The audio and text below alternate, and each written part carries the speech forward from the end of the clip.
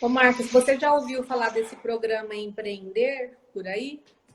Já, do Sebrae, né? Aqui é Muito. a associação, né? Mas ele é ele é a nível nacional. Então aqui é a Ah, tá. associação comercial que que tem um núcleo ali dentro, né? Então ele já Entendi. existe no Brasil há 20 anos, o Empreender. Então até esse ano ia ter uma comemoração de 20 anos, e aí agora que essa pandemia não teve. E esse núcleo aqui em Maringá, ele já existe, pelo menos o nosso, né, dos dentistas, desde 2011. Então, ele é muito bom, porque é dentro da associação comercial, a gente consegue muitos cursos ali dentro, não cursos científicos, mas um curso de gerenciamento, um nada para aquilo que a gente quer, né? Específico para aquilo. Acho que a conexão dele caiu um pouquinho. Não, tô aqui. Hum. Mas, Ana, você está falando uma coisa que eu acho extremamente importante, pertinente e muito relevante. Porque nós dentistas, algumas vezes não, na verdade, na maioria das vezes, nós saímos da faculdade com um conhecimento muito fortalecido no específico da nossa área técnica, de boca, de dente, mas de gestão, nós somos muito debilitados nessa informação na faculdade. E hoje, amor nas minhas palavras, quem já tiver aí, a doutora Lúcia Padilha, o Fábio, o Valde... É o Shin. Ô, O Valdemir é o Shin. Valdenir. O Tim ele está na linha de frente, ele sabe o quanto é importante hoje uma gestão. E, sinceramente, Ana, quem não levar o consultório odontológico por uma visão empreendedora, olha, sinceramente, vai ficar passando algumas dificuldades, porque é extremamente importante hoje a gente saber fazer gestão. Aqui não tem esse trabalho do empreendedorismo, mas é mais pelo Sebrae. Inclusive, o nosso CRO aqui fez uma parceria com o Sebrae e eles disponibilizaram umas palestras através do Zoom e até uma, uma consultoria personalizada de forma individual para os dentistas poderem se preparar, porque hoje em dia não adianta você só saber o lado técnico de uma ortodontia, de um implante, de uma prótese. Se você não souber o que tem por detrás de tudo isso, que é gestão, gestão de pessoas, gestão de equipe, gestão dos próprios clientes, gestão do consultório, vai ser mais desafiador, ainda mais nesses momentos de pandemia, é uma coisa que eu, particularmente, nós temos 28 anos de formado, e eu não tinha noção nenhuma de gestão. Eu tive que aprender na raça, na dor, tendo alguns desprazeres de prejuízo, principalmente que eu a vida toda trabalhei muito com reabilitação, eu atuo muito na área de prótese, de implante. Bom, a odontogeriatria tem um momento que, dependendo de cada caso, a gente aborda muito isso, um todo. Então, se você não saber ponderar, comprar material de implante, trabalhar com laboratório, não saber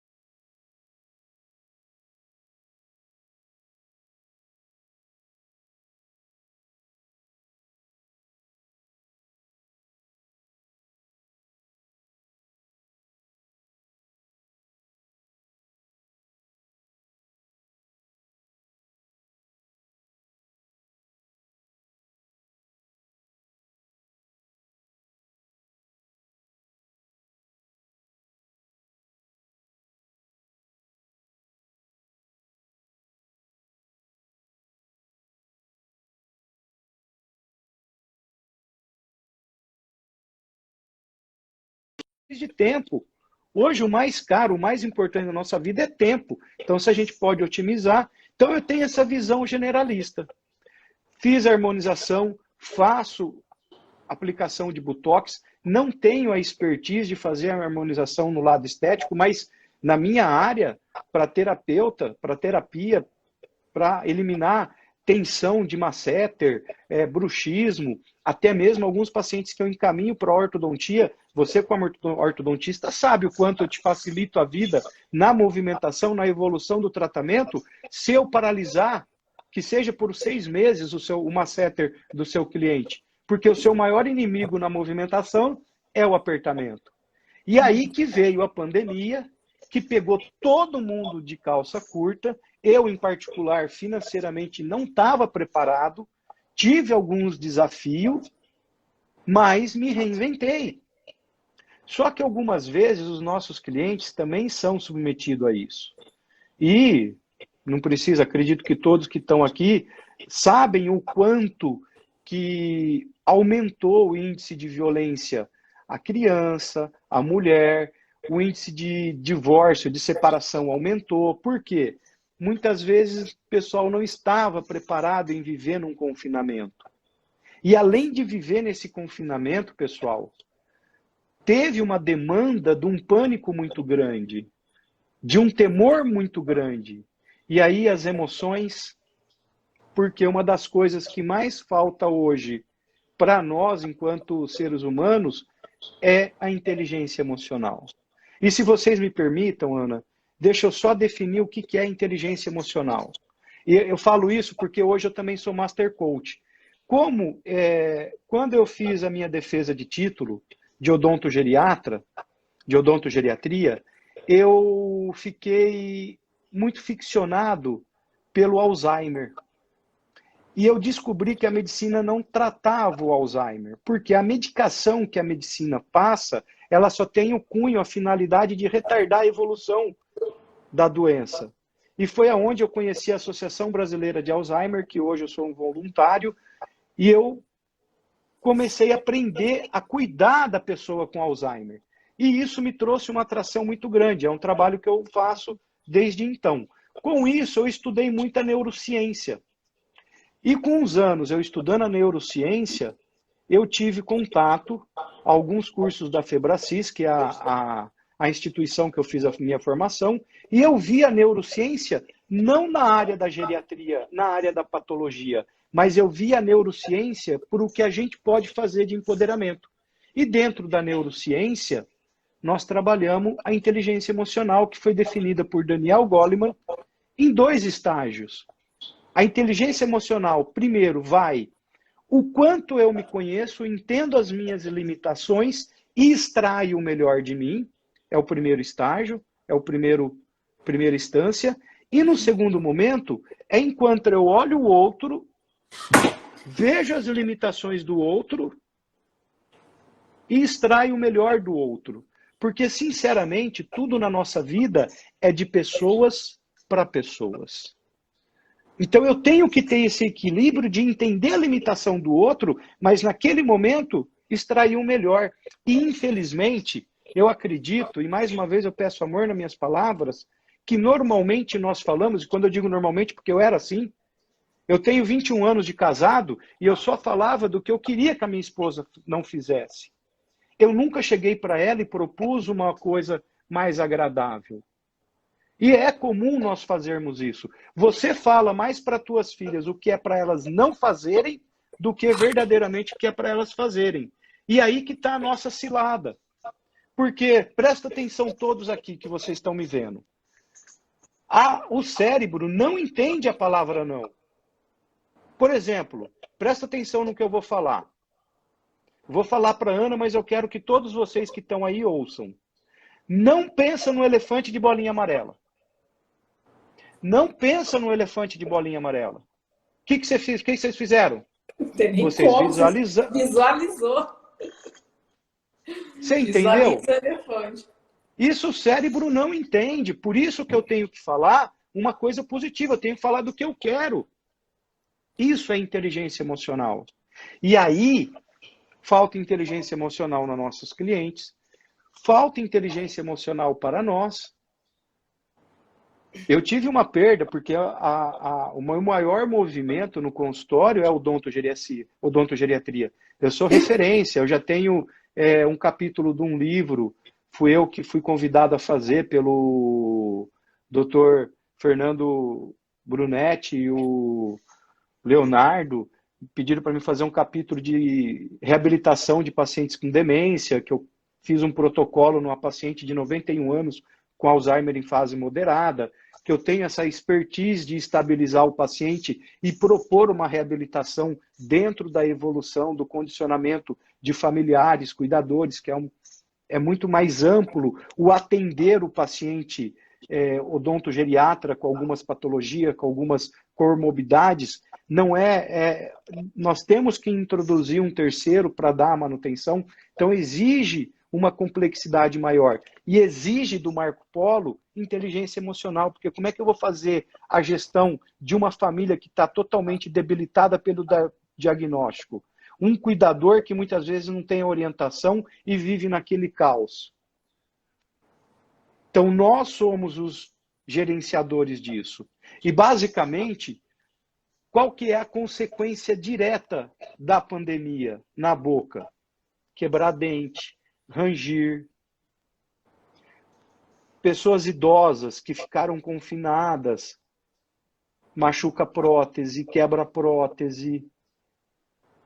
E aí, as consequências dessa desarmonia emocional, dessa debilidade emocional oriundo dessa pandemia, desse pânico, desse caos que foi instaurado, cada um vai ter uma manifestação.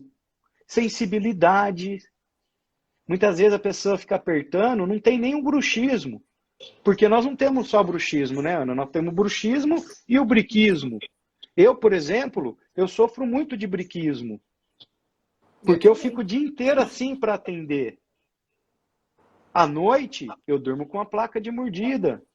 Uma Sim. placa mil relaxante. Porque eu preciso alongar meus masseter para mim não ficar tensionando ele a noite inteira. E os nossos clientes? E o paciente idoso que até então não tinha uma sensibilidade e frente a essa distância, a essa carência da família, ou sofrendo de agressões cotidianas que antes não era submetido porque ficou todo mundo confinado. Imagine cada um de nós morando com uma pessoa idosa com algumas demandas. É muito complicado, é muito desafiador. É aí aonde eu acho, não estou falando para nós agirmos como psicólogos, mas a odontologia é a profissão, no meu entendimento,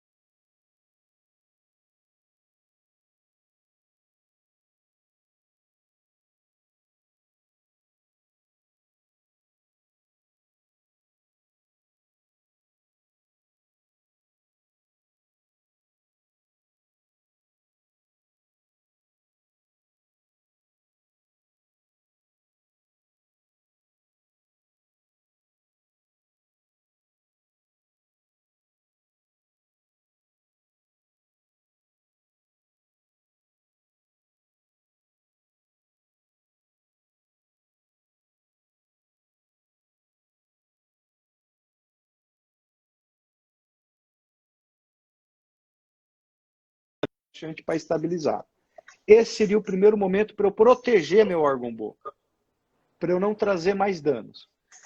No segundo momento, seria interessante eu entender o porquê disso. O porquê que essas minhas emoções estão alteradas. O que está me levando a eu ficar estressado, ansioso? Porque não é normal. E hoje, na neurociência, se fala muito do cortisol. O cortisol é um neurohormônio, Ana, que nós produzimos eles principalmente no período da manhã, que é para a gente ter uma dinâmica durante o dia, mas ele tem uma quantidade específica. E conforme nós formos envelhecendo, essa quantidade de cortisol vai diminuindo no nosso corpo, até para favorecer nosso ritmo circadiano, que é que quando escurece, eu tenho sono. E que, infelizmente, com essas luzes claras que nós temos, nós burlamos esse ritmo circadiano. Então, de qualquer forma, o estresse hoje produz uma descarga de cortisol muito grande. Antes se achava que era muito prejudicial a adrenalina e noradrenalina, que também é produzido junto do estresse. Que algumas vezes essa adrenalina, noradrenalina, leva o paciente a infartar pela descarga de adrenalina na corrente sanguínea, leva a pressão, o paciente infarta. Mas, na neurociência, o maior prejudicial é o cortisol, porque é o cortisol que vai debilitar o nosso sistema imunológico. Por exemplo, quando eu vou fazer uma cirurgia num paciente, eu oriento a família a manter aquela semana sem briga, com tranquilidade, ter muita troca de amor. Quando eu falo não olhar para o problema e olhar para a solução, nós temos que tomar muito cuidado com o que sai da minha boca. Porque na boca eu tenho poder de vida e de morte. Quando eu falo para o meu filho não faça isso, eu estou trazendo uma coisa negativa e não vai funcionar. E agora, se eu olhar para o lado positivo, que é a solução, filhão, o que você acha da gente fazer isso? Meu príncipe, meu amor. Ah, mas Marco Polo, mas ele pisou na bola. Ok, tudo bem. É fato. Se você chover no molhado, não vai solucionar. Vamos para uma solução. E é uma criança, é um idoso. Nós não podemos bater de frente para produzir mais cortisol. Então, quando eu procuro buscar um ambiente de harmonização, e é aí que entra o maior desafio. Porque quando eu vou falar da coisa positiva, eu tenho que sufocar o meu ego. Porque o meu ego quer beliscar, o meu ego quer dar um murro, o meu ego quer dar um croque. O meu ego não quer deixar aquela pessoa isenta do erro que ela fez. Dentro do meu julgamento, Ana. O meu ego quer uma vingança. Mas eu posso abafar o meu ego, e isso eu posso fazer através da mudança do meu comportamento. Simplesmente através da mudança do meu comportamento. Como assim, Marco Polo, mudança do meu comportamento? Frente a todas as situações desagradáveis que me irrita, sabe qual é uma das primeiras coisas que eu faço hoje, Ana? É isso aqui, ó. O sorriso, né? É o porque eu não sorriso. consigo mudar o meu pensamento. E nem o seu sentimento. Mas eu tenho total controle no meu comportamento. No meu comportamento eu consigo mudar. Mesmo que eu não esteja sentindo esse sorriso, eu vou sorrir. Só isso daqui, ó, eu contraí o meu bucinador, meu zigomático maior, contraí aqui as ruguinhas, eu estou produzindo endorfina. O meu cérebro está produzindo endorfina. Ana, só o fato de eu ficar aqui, ó, ereto, com o peito para frente e não ficar assim, ó. Gente, na boa, amor nas minhas palavras. A nossa comunicação, ela pode ser verbal e não verbal. A nossa comunicação verbal impacta 7%. A nossa comunicação não verbal impacta 93%. Todo mundo tem um relacionamento ou com filho ou com marido. Quantas vezes a gente fala, o que você tem? Nada. Precisa falar? Não. Não precisa nada. Pelo contrário, ele falou Uhum. nada. Uhum. Mas é porque é que insiste que o outro fala, né? Porque Uhum. o meu ego. E por que não fala? Com amor, sem agressão. Amor, tô triste. O seu comportamento me agrediu. Sem acusar. Ouve o outro. E de repente, pelo padrão comportamental, do perfil comportamental do outro, ele fez aquilo sem se perceber, Ana. Uhum. Você fez uma análise de perfil comportamental, você sabe o que é um dominante agindo. Uhum. Nós somos curto direto. Eu sou muito assim. A minha equipe toda hora eu tenho que estar me trabalhando. É um desafio muito grande. E aí nós podemos falar de linha de lousada, que eu acho uma coisa extraordinária. Trabalhar com linha de lousada, para quem não sabe o que é linha de lousada, é uma métrica do lousada, que é um psicólogo que fez um trabalho para o meio business, que a gente traz para o meio life, de vida para as pessoas, que para você ter uma interação construtiva com o ser humano, no sentido de corrigir e crescer, você precisa fazer de 7 a 9 interações positivas antes de você dar um feedback negativo. E, gente, olhe nos meus olhos. Não existe crítica construtiva. Pelo amor de Deus. Crítica é crítica. Olha no dicionário o que está escrito lá, crítica. Crítica é você se opor contra o outro naquilo que ele está tendo de ação. Como uma crítica construtiva? Não existe crítica construtiva. Eu posso dar um feedback. Esse feedback pode ser negativo ou positivo. Cabe à pessoa. Só que até para eu fazer isso, eu preciso construir, eu preciso trabalhar. Então, o que seria isso? Por exemplo, minha secretária, que eu sou um ser humano igual vocês, eu tenho secretária e nós temos nosso desafio. Só que hoje, como eu trabalho minha inteligência emocional e vejo que ela tem limitações e faço gestão do meu consultório, quando ela deixa de fazer alguma coisa que deveria, eu chego de manhã, eu oro junto com ela, a gente tem todo um ritual, fazemos um IES, temos a nossa interação, a gente passa a agenda, a gente conversa, eu vejo como ela tá, eu procuro ensinar alguma coisa para ela, e nisso daí eu vou dando interações positivas. Desde chegar, nossa, Karine, como você tá bonita hoje. Nossa, Karine, como você tá alegre. Eu dou um joinha, eu faço interações positivas, de 7 a 9 interações positivas, para depois chamar assim, Karine, vem cá, lembra aquilo que você fez ontem? Que foi assim, assim, assim? Então, cara, não ficou legal. Como a gente poderia fazer isso melhor? O que você precisa para não repetir isso?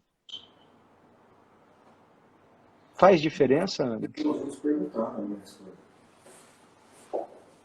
Faz diferença? Ou já chego, nem dou bom dia e já chego arrotando o erro? Eu desmotivo a pessoa se sente invalidada. Agora, a partir do momento que eu faço interações positivas, e isso serve para filho, isso serve para marido, isso serve para empregada de casa, para as nossas secretárias, que são pessoas extraordinárias que cuidam do nosso lar, serve para pai, para mãe, para irmão, para amigo, serve para todos. Mas eu acho Procura ter que a uma sociedade, né, Marco? A sociedade e o meio que a gente vive parece que não ensina isso, né? Você já vai direto já para chamar atenção, né? O filho, para mim, é a mesma coisa. Você nunca elogia antes de chamar atenção, você já vai. Então, são essas mudanças que nós temos que começar a fazer. Eu já comecei, de vez em quando eu dou umas caídas, tava faz parte. indo lá na Isso daí faz. direção, mas que faz uma diferença muito grande. Né? O que sai da nossa boca é importantíssimo. Ah, eu estava brincando, ninguém brinca. Você falou, como é que é? Que tem na Bíblia? A boca fala que o coração está cheio.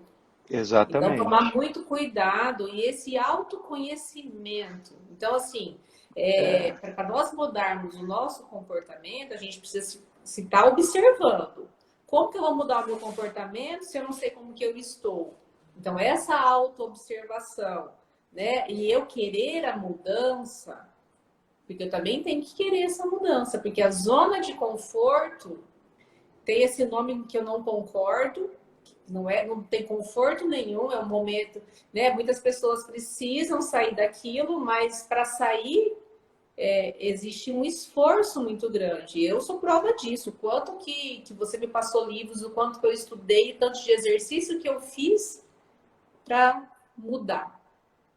Né? Quem está disposto a isso? Quem está disposto a descascar essa cebola e ir vendo? Porque não vai ter no fim. Você vai se aprimorando o tempo todo. Até eu falei, para isso, para de livro que eu preciso sintetizar isso daí E e sabe que realmente dar mudança. Né? e sabe que o Acordar de doutor manhã, né? é, Escrever 40 motivos de gratidão. É fácil? Não é. Escrever 30 motivos que eu sou. Eu sou uma pessoa merecedora, eu sou. Então, assim, que fique, né, para as pessoas que nos estão ouvindo, que esses exercícios acho que foram assim, e que são ainda, que eu ainda faço, um diferencial muito grande para que o dia inicie bem. Porque a gente fica no automático o tempo todo. Né? Você já acorda, você já vai escovar o dente, você já vai se arrumar, você já vai para sair. E cadê? Né? Você parou, você agradeceu o dia, a noite que você teve, cadê sua espiritualidade para você começar esse dia, né? E dar o teu melhor e